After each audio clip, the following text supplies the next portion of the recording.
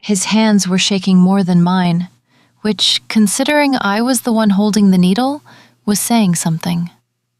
It was a late Saturday, that particular kind of late where the city outside had gone quiet but not quite dark, where the streetlights make everything look a little amber and a little cinematic.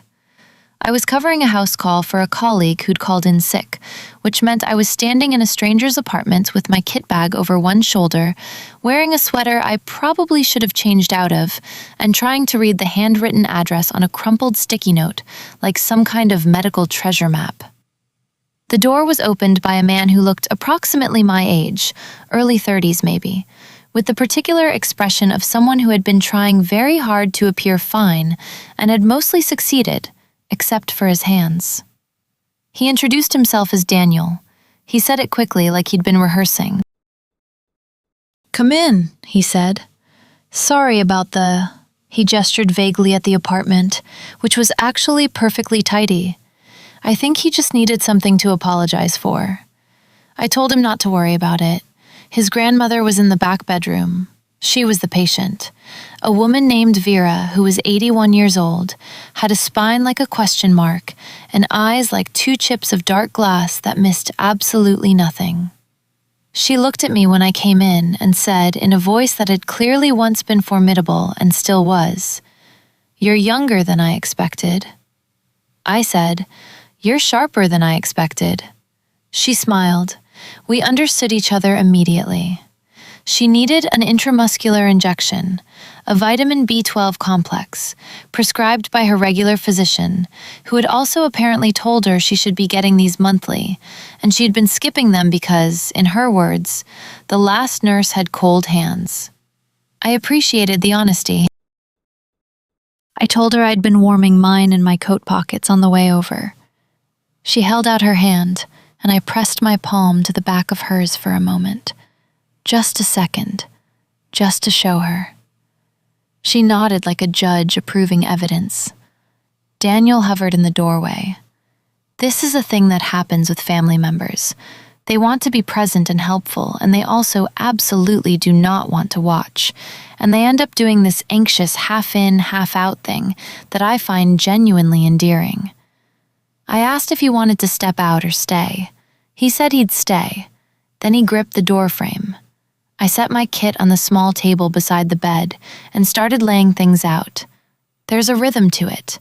The way you uncap things, the way you tear the sterile packaging, the way you swab.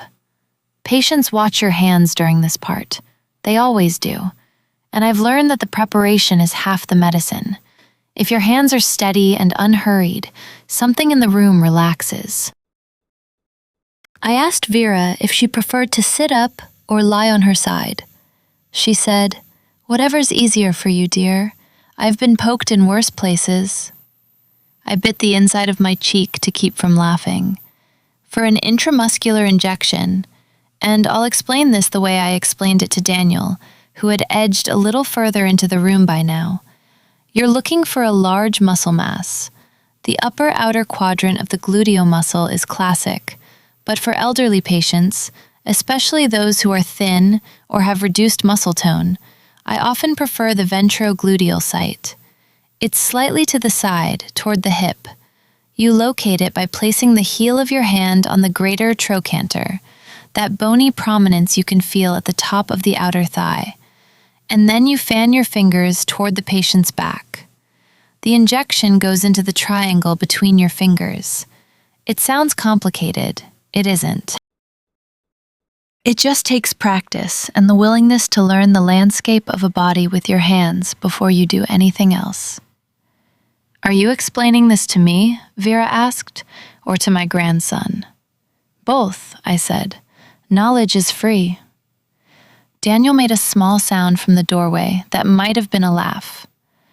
I asked Vera to relax the muscle, which is the part most people get wrong, actually.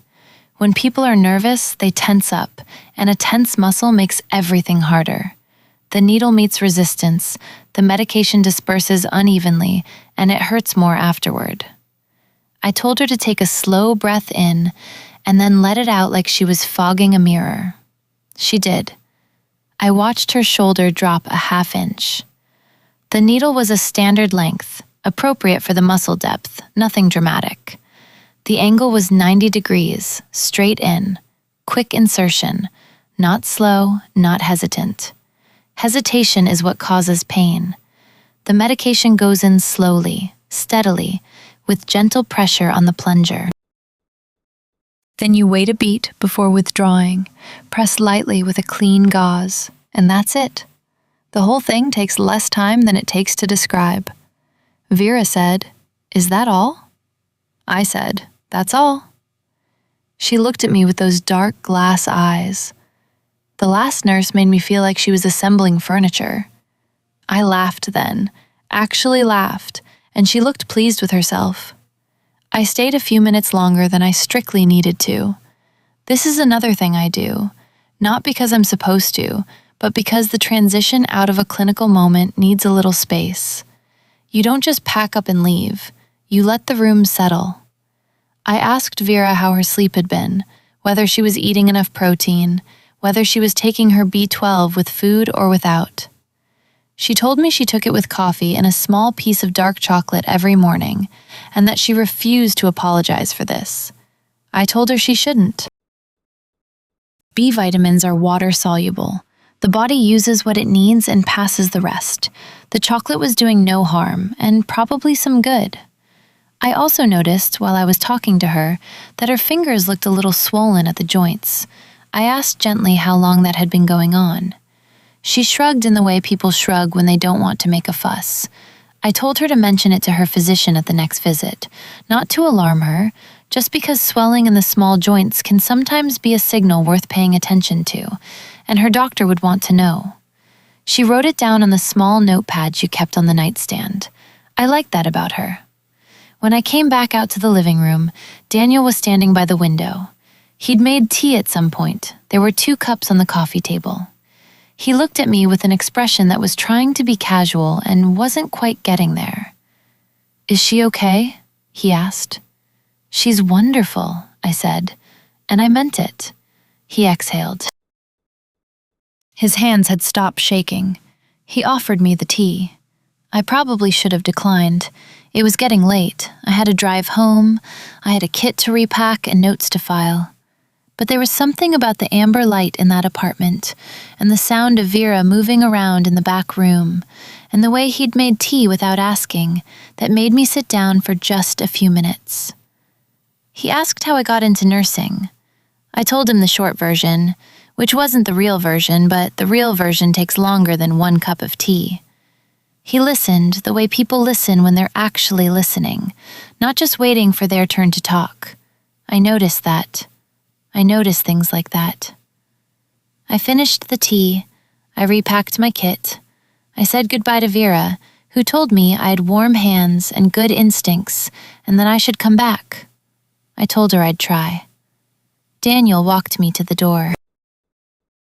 We stood in the hallway for a moment longer than was strictly necessary. That particular kind of pause that doesn't need to be explained or filled. "Thank you," he said. "Really." I smiled and told him to make sure she rested tomorrow. Then I walked down the stairs and out into the amber night, my kit over my shoulder, and I thought about how strange and quiet and good it is, this work. The way a room can change when someone stops being afraid. The way trust is something you earn in small increments. A warm hand, a steady breath, a needle that barely registers. Some people think this job is clinical. They're not wrong exactly. They're just missing the part that matters.